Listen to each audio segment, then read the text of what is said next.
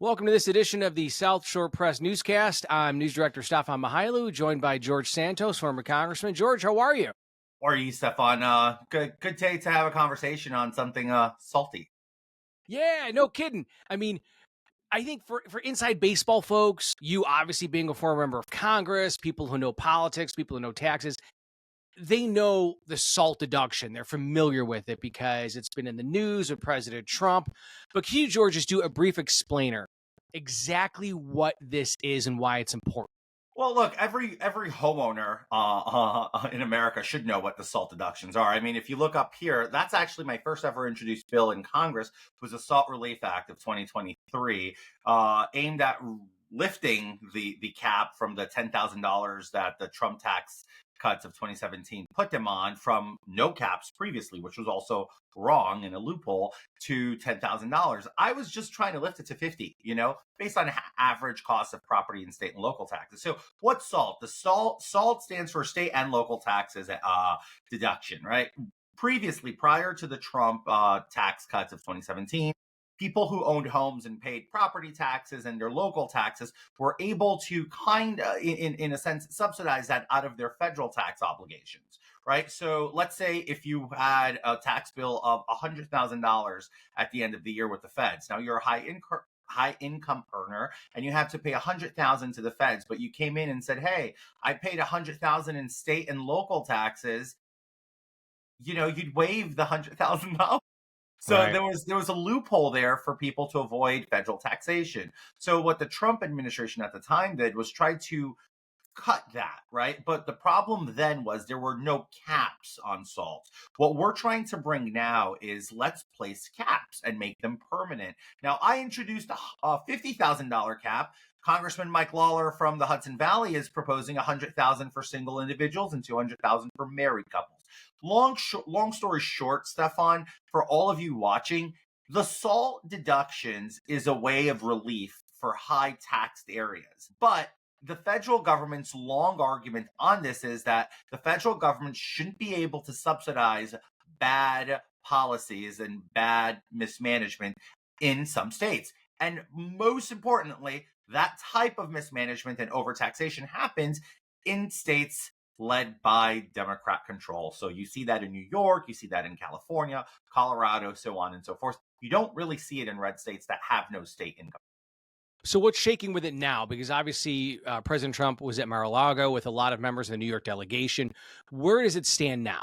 Well, as I wrote this week for the South Shore Press, I was talking about the meeting between the SALT, lots of Republican members of the SALT caucus, members ranging from California to New York to New Jersey and beyond. The reality is they had a stern meeting and a good meeting with the president. Source tells me that he was amenable and willing to do it.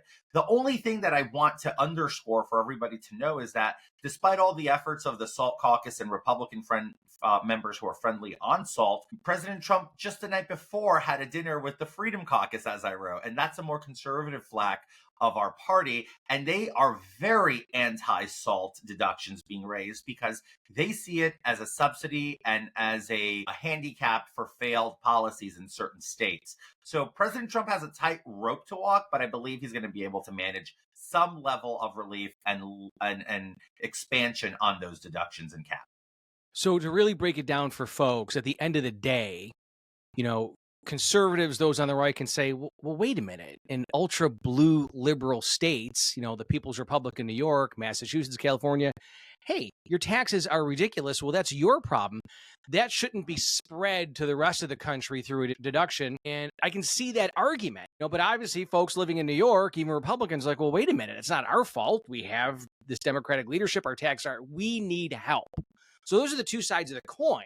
Correct. Well, here's something to add there for you. I've had this argument on the House floor many times when I would hear members say, well, why should people in Kentucky or Pennsylvania subsidize the cost of living for the people in New York? Well, here's a little catch. Kentucky and Pennsylvania usually get dollar for dollar that they send to the federal government back to them. New Yorkers are lucky when we make 93 cents on the dollar. So who's subsidizing who is really the bigger question. But we are one of the largest contributors to the union as far as federal tax dollars go. We're second to California. The problem here is that there's this sense of impropriety, but in the reality is when you look we don't get back what we put to the federal government. So simply put, I make that argument always as a conservative from a conservative perch. I believe that we're subsidizing Pennsylvania and Kentucky. If your guy's getting dollar for dollar back and we're getting undercut about 7 to 10 cents a dollar, I think there's subsidies going in the opposite direction. So that's another argument you can think of.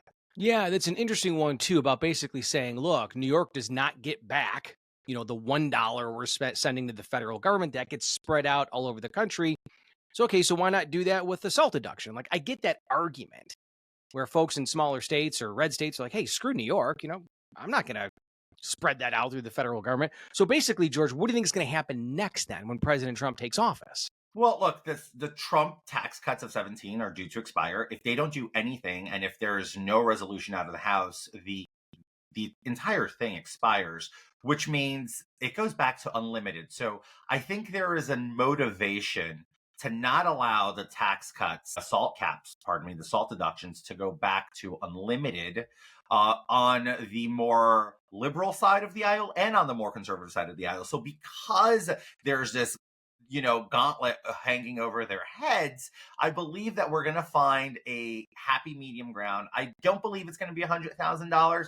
I would like to say that in a perfect world, my bill makes the most sense, independent on marital status. $50,000 seems to be fair. It pretty much respects the New York's third district. It would have taken care of probably about 80% of the district. And the 80% it wouldn't take care of are people who are exceedingly wealthy. And I do not believe that would break the bank for them. So if I'm being honest, I think there will be some resolution. There has to be, because the alternative is going back to the status quo of massive loopholes with no caps.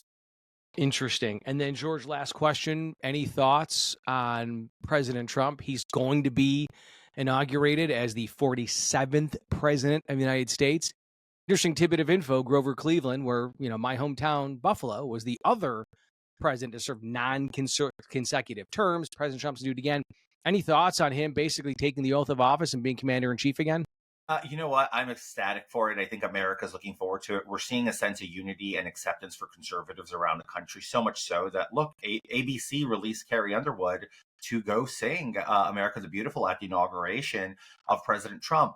Just, if you pay attention to the news, Donald Trump just took ABC to the cleaners, and they still recognize the need to allow for unity and released Carrie Underwood, who is an employee of ABC for American Idol, to go perform. So I think this is a step in the right directions. Conservatives are being accepted, respected, and it's a good opportunity for conservatives to be proud to be conservatives, double down. And if you fought up until this point, you have gotten to the point where you're now going to be collecting all of your harvest is amongst you. And I think President Trump will deliver that harvest of great prosperity for the American people, lower taxes, inflation will be adjusted, and we're going to have our standing back in the international stage of a strong, powerful nation, the nation that everybody looks up to and also respects and fears, because it's peace through strength that Donald Trump will lead us to back to world peace. From your lips to God's ears. George, as always, it's good to see you, buddy. Likewise. Thank you so much, Stefan. See you soon.